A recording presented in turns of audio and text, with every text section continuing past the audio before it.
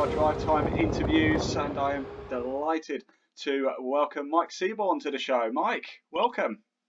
Hi Ian, how you doing? Not too bad, not too bad. More importantly, how are you doing? All right, fighting off the boredom, trying to. Good man. Well, in that case, let's talk motorsport, shall we? So, Mike Seabourne, Absolutely. what is it you do in motorsport? Well, I'm currently a club racer in the JDC Saloons and GT series. Fantastic. I'm series trying to make. Well, I was going to make a run of it this year, but we'll see when that starts. There's still time. There's still time. It's still going to happen. So, how long have you been involved in motorsport, Mike?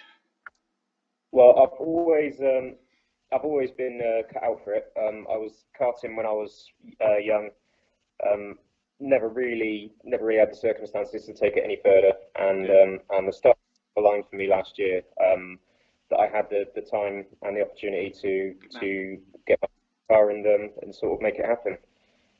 So is it a bit of a buzz, bit of adrenaline rush for you? Is it what stands out about motorsport? If you could describe it in say three or four words, what would you say?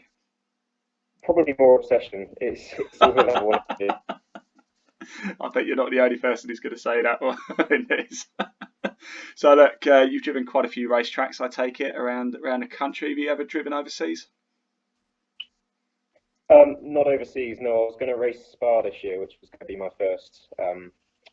So that'd be on the agenda for next year in the Spa Summer Classic. That's still on the bucket list. Good man, good even man. if it doesn't happen this year. Yeah, I've never been to Spa either, actually, let alone drive it. I mean, I'm not much of a racer, as certainly some of the guys will tell you. That's the reason why I kind of do the camera work.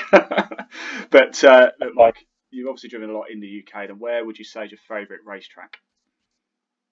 I think Cadwell Park is Okay. is just absolutely immense. It's the elevation change there is ridiculous. Oh And yeah, it the you mountain, don't, isn't it? It's coming up that mountain. It's just yeah, different class, isn't it? yeah, and you don't even need to be racing anyone. You can be totally on your own and just with the dynamics of your own car, and that circuit will make it come alive. It's a great track. Brilliant. So how about if I said this to you, Mike? You and me are at Cadwell Park. The track's completely empty. And I say to you, you tell me what car you want to drive around here. You've got 10 laps, could be any car in the world. I'll make it happen. What's it going to be? Ooh, it's I think lightweight has got to be the priority. Yeah.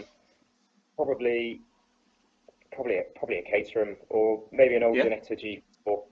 Okay. So something really classic. I don't think you necessarily need a quick car or even one with great handling dynamics. Just something that you can really get on top of and throw around, Yeah. and get it to play around underneath you. It's actually more of a motorbike track, isn't it, Cadwell? It was actually designed for motorbikes more than cars, wasn't it? So a Caterham actually would probably be quite rapid. I mean, I wouldn't be able to handle it, but there you go.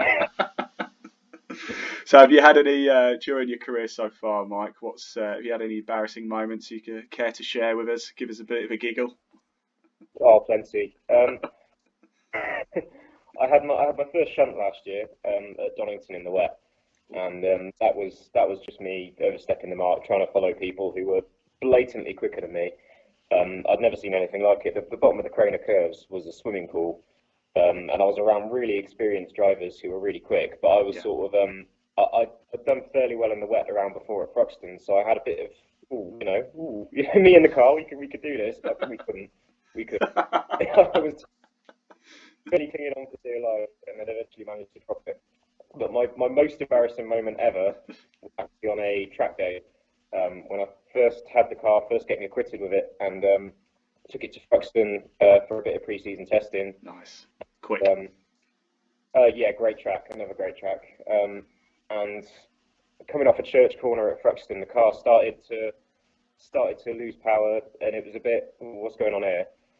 Brought it in, and I was with my stepdad, and we've ripped it apart. We've basically established that it's got spark, it's all good, it's not missing, it's must be fuel. Yeah. So we've had the fuel pump apart, we've had the filters out, we've cleaned everything, we've put it all back together, every hose, every blockage, and then we got to the fuel rail, and what I didn't know was the fuel rail was actually only on little self tappers.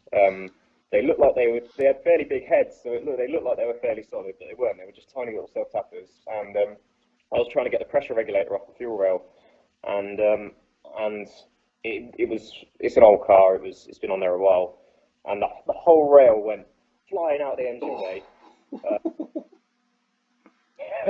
And so we managed to collect all the bits together, put it back on, and my mate who was with me has gone, have we checked how much fuel's in a tank? No. And No. as I realised, oh my God, oh my goodness. Just hadn't fueled it. Ran out. You do know everybody's now going to know this story, right? Between me and you didn't say this was going anywhere. Yeah. So, Mike, you've obviously had a pretty good racing career so far. Is there anybody you want to give a particular shout out to? Obviously, you know, I ask this question to everybody. You know, motorsport is a family, isn't it? So, is there anybody involved with you, say sponsors or family or teammates that you want to give a shout out to? Well, in terms of sponsors, I've got a few guys who really need a shout out. There's Ricardo Acudio Automotive, which is the phoenix from the ashes of Neil Garner's TVR performance, and they're Ricardo's just passion seeps out the bloke. Yeah, There's not many good. people you'd say to them, "Oh, I bought a crap old Jag, and I want to go around in circles," and they'd be all over it. But Ricardo really has, and I can't give him enough credit for that. He's given me loads of assistance. There's also Julian at M4 Karting, who from the get-go has given me loads of support, and Adam at DGS Autos, who again, he's more into his bikes, but again, just anything that's got wheels and goes fast, he's all over it. Good man. And those guys have really enabled me to do it. I wouldn't be doing it on my own. Fantastic. Really, really great to hear. Look, Mike, I'm going to let you go in a minute, but before I do, another question that everybody gets asked. We're running a bit of a tally at the minute. If you were a biscuit, what biscuit would you be and why? I reckon I'd be a mini chocolate digestive, one of the really small ones, Okay. because I'm pretty simple generally, but I do have a sweet side. Most although I'm just disappointingly small. I think we better leave it there before before the comments come flying in. Look, Mike Seabourne, thank you so much for your time today. It's been an absolute pleasure. I will see you sooner rather than later trackside. I know it. I believe we will get racing soon. Promise. Lovely. Thanks, Mike. Okay.